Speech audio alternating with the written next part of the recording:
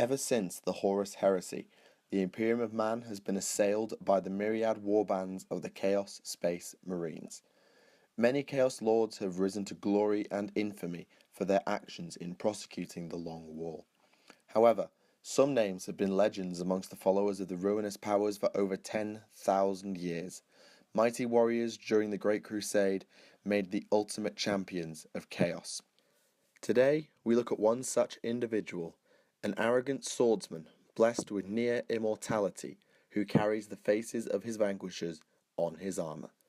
This is the tale of Lucius the Eternal, 13th Captain of the Emperor's Children. My name is Michael for Tactica Imperialis, and welcome to 40k Stories. Lucius the Eternal was born on the planet of Kamos, a former mining world now dying slowly with the lack of interstellar trade. Despite his dismal upbringing, the young Lucius stood out with an immense pool of talent, extreme adaptability, and what was described as a boyish handsomeness. He drew patrons from the upper echelons of Kamos to sponsor his studies, which he geared toward the arts of war. In particular, Lucius focused on the skills of the duelist, a master swordsman fighting for personal glory. By the time he had come of age, he was already far surpassing his tutors, his rapier having claimed dozens of lives. Lucius would later claim that the victims had attacked him, and dished out hundreds of scars along with the occasional severed finger or lost eye to lesser students. He toyed with warriors of his own age, although he fought with every fibre of his being for victory when facing his mentors. On Kamos, an annual fighting contest was held known as the Golden Sword, in which Lucius found himself facing a famed champion twice his age due to a disruption in the tournament listings. Despite this, he quickly showed himself as the superior fighter, and after being knocked down by a knee to the gut, he followed up by dismembering his opponent one limb at a time, eventually killing him. Supporters of this fallen champion charged at Lucius, at which point the blood flowed in earnest. Lucius was saved from death due to a shadowy figure who intervened, and from that point on, the populace of Kamos never saw him again. The stranger was a sergeant of the 3rd Legion at Astartes, the Emperor's Children, who had been observing Lucius throughout the tournament. The young swordsman embraced the chance to join the Legion after impressing during the fights. After his induction into the Emperor's Children, Lucius once again outshone his peers in the ways of the swordsman. In a mighty feat never achieved before or since, he flawlessly defeated every single blade machine in the practice cages. Despite his preening arrogance, his brothers lauded him with honest praise, for perfection was the thing the 3rd Legion valued most of all. As the Great Crusade rumbled on, Lord Commander Eidolon himself took notice of Lucius, rewarding him with command of the 13th Company. As commander of the 13th, Lucius's arrogance was extreme. He could charge headlong into any combat, and all knew he would emerge the winner. From turning the tide of the Fausch Revolution to killing a false Rogel Dawn, his military supremacy sent his already bloated ego skyrocketing. He saved the lives of countless battle brothers, but never missed an opportunity to brag about his superiority. His purpose in the Great Crusade was clearly not belief in it. It was to showcase his talents on a galactic scale. For the longest time, his face was never marked by a single opponent in combat, leading to him scarring his own body and visage. If no opponent was skilled enough to scar him, he would have to do it to himself. He was overtaken by a dark masochism, seemingly equating pain with success, and he was petulant and spiteful when denied the chance to demonstrate his skills. His close friend, Captain Saul Tarvitz of the 10th Company, helped Lucius to see these flaws, and though he tried to put them to rest, it was not enough. The origin of the scarification was a meeting with Selena d'Angelus, a remembrancer who had been corrupted by the chaos god Slaanesh. She too was scarred, in memorial for each of the victims she had claimed. Lucius had suffered a broken septum after a training bout with Garviel Loken of the Sons of Horus, and so, from that point on, he had no qualms about further scarring his perfect face. One mark for each worthy opponent that he faced. At the onset of the Horus heresy, the Emperor's Children's Primarch Fulgrim the Phoenician tried to stop the fall of Horus but ended up in his thrall, won over by the promises of glory and the silver tongue of the War Master. This corruption then trickled down through the commanding elements of the Legion and then to the rank and file, who always followed Fulgrim's orders perfectly. During the Istvan III invasion, where the traitor legions wiped out their remaining loyalist elements, Lucius was initially dispatched to the surface as part of the loyalist group, alongside his old friend Captain Tarvitz.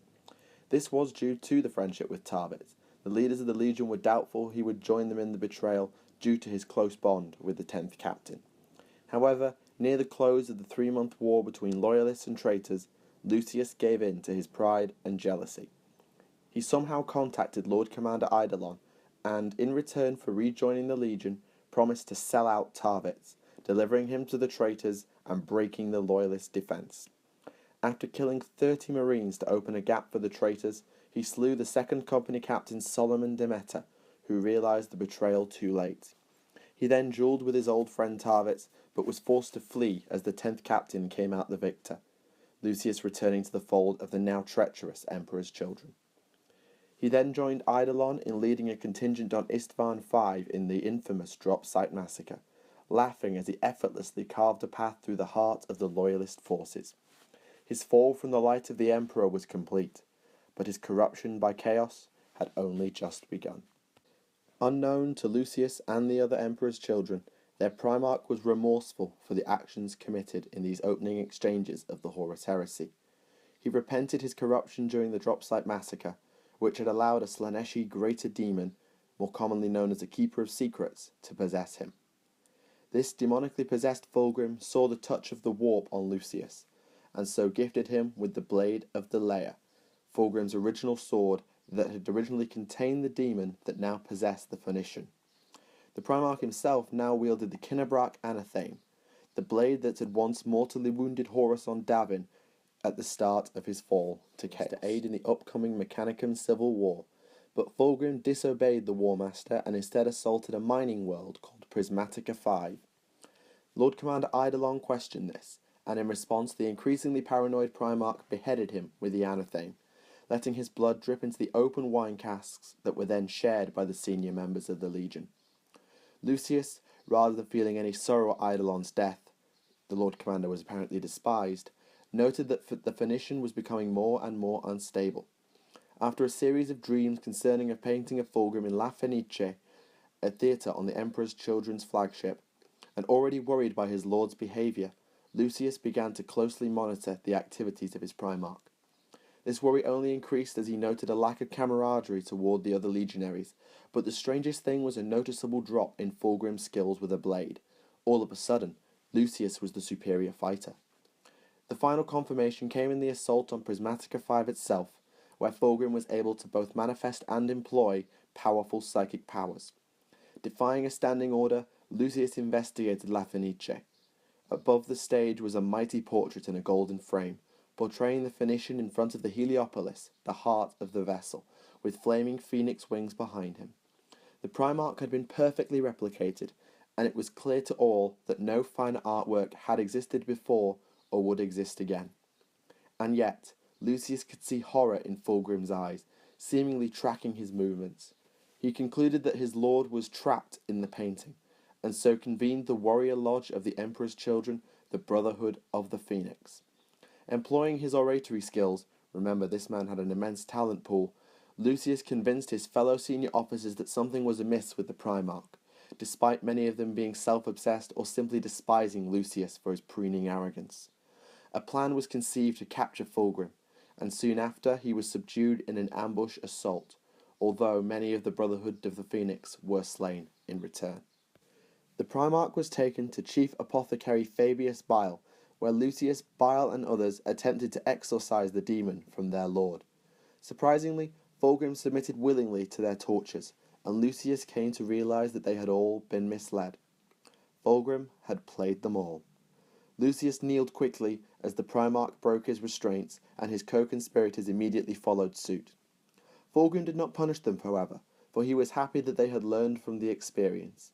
He was not the possessed Primarch, in fact, but the genuine article. Fulgrim told Lucius that he had indeed been possessed for a time, his spirit trapped in the painting in La Fenice. However, he used this time of entrapment to learn the ways of the warp and the demon, and utilized this knowledge to then switch places with said demon, trapping it in the painting instead. It was presumed that Lucius's dreams were sent by said demon in an attempt to get free. The newly restored Fulgrim then intentionally manipulated Lucius to challenge him, as an education in the ways of chaos.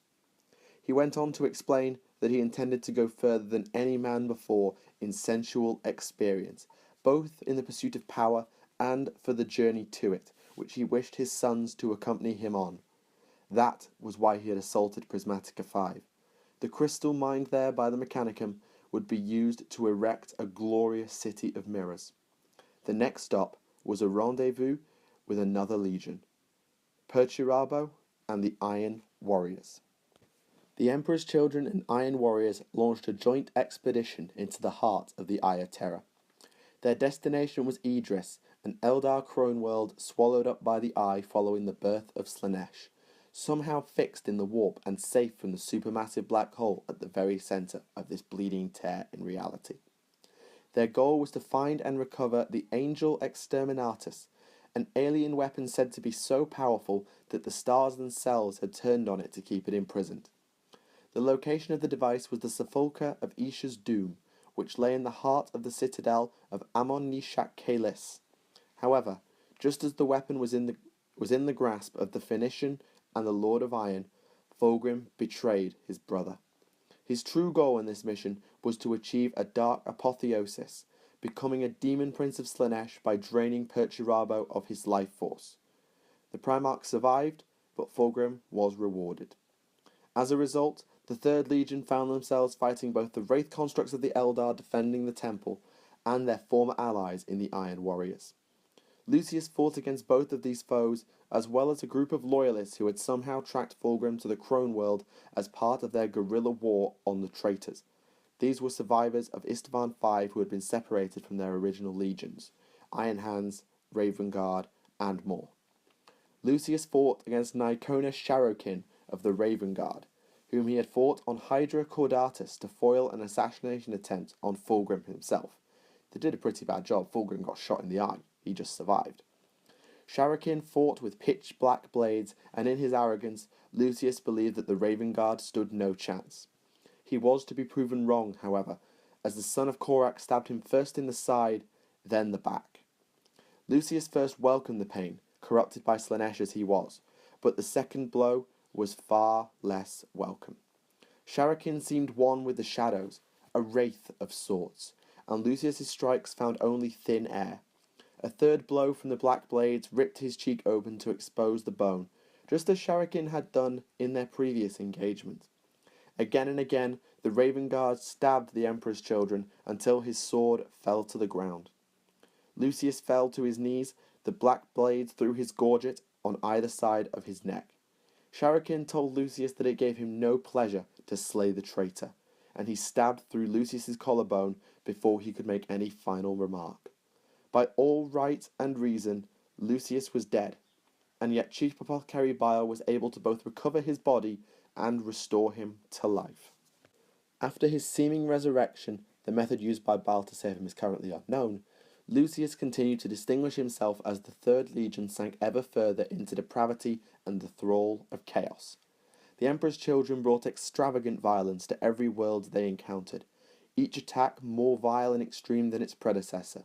However, between engagements they would grow bored, requiring inventive displays of bloodletting to stave it off for any period of time. Sound familiar, Dark Eldar players? To this end, gladiatorial contests would become commonplace amongst the sons of Fulgrim. Lucius was right at home in this arena, his quest for perfection making him far more skilled than his brothers. He took great pleasure in pain, both giving it out and receiving it, so much so that it echoed through the warp itself. It wasn't long before handmaidens of Slaanesh were gathering around his warp reflection to enjoy the violence, just as his brothers did in the mortal material realm.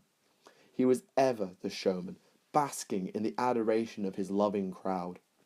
Eventually, his bravado drew the ire of Lord Commander Sirius, who just wished to teach the arrogant champion his place in the Legion, and anchor his position as the favoured son of their demonic Primarch. Cyrus entered the arena against Lucius in the final round of the Scarlet Blade competition. He wore artificer armour and wielded a power spear twice the height of a man. The swordsman fought hard to get into his opponent's reach and damage him, but found that his blade could not pierce Cyrus's armour. Power swords aren't AP too, remember? Lucius, for his part, was wearing only a tunic, either in arrogance or by tradition is unknown, though I suspect the former, and so a kick from the Lord Commander sent him to the floor. Cyrus took full advantage, slicing off Lucius's finger and making the swordsman see stars with a blow to the head. Lucius cackled gleefully with every new injury, and then darted away. In a final action, he leapt into the air and sent a decapitating blow at Cyrus's throat. On impact, however, a crack of electricity shattered the blade in two. Cyrus caught his opponent and grinned humorlessly as he slammed Lucius into the sands of the arena time and time again until naught but a bloody pile of bones remained.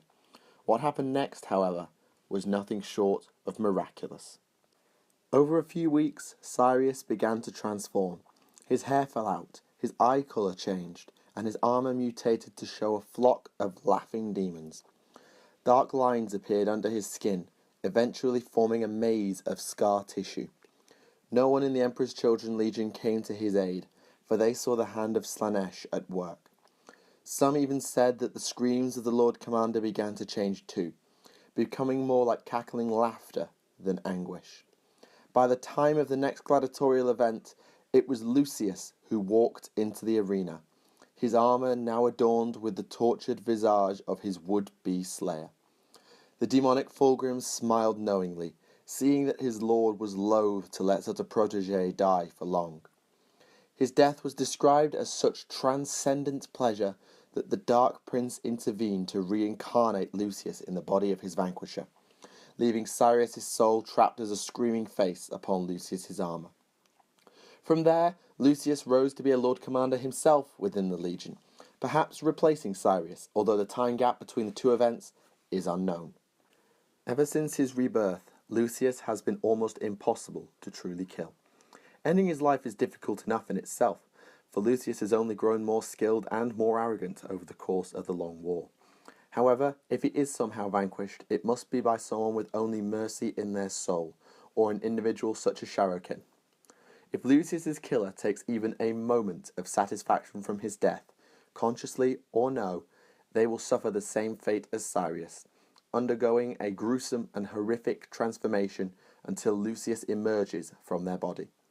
The only remnant of his would-be slayer is a screaming face upon Lucius's armour, in which the victim's soul is bound. Lucius now treads the battlefields of the 41st millennium, as he has for over 10,000 years. He's functionally immortal, seeing as it is nigh impossible to find a merciful being who could actually kill him. His layer blade and demonic whip, the Lash of Torment, are formidable weapons, enhanced only by his supreme skill and the Comorite stim rack stolen from the Dark Eldar arenas and implanted by Fabius Bile. He is the mightiest mortal champion of Slaanesh, an arrogant slayer of champions and kings, the Alekseev, leading his warband to glory or death for the Dark Prince. Not that he cares, for he can't die anyway. In fact, he welcomes death as much as he enjoys inflicting it. So ends the tale of Lucius the Eternal. From humble roots upon Kamos to the vaunted heights of pseudo-immortality, he's had quite a journey, and it shows no sign of ending. This is the first part in a 5 or maybe 6-part mini-series for 40k stories known as Champions of Chaos, where we look at the greatest mortal servants of the Ruinous Powers, one for each of the major Chaos gods, and then one for Chaos Undivided.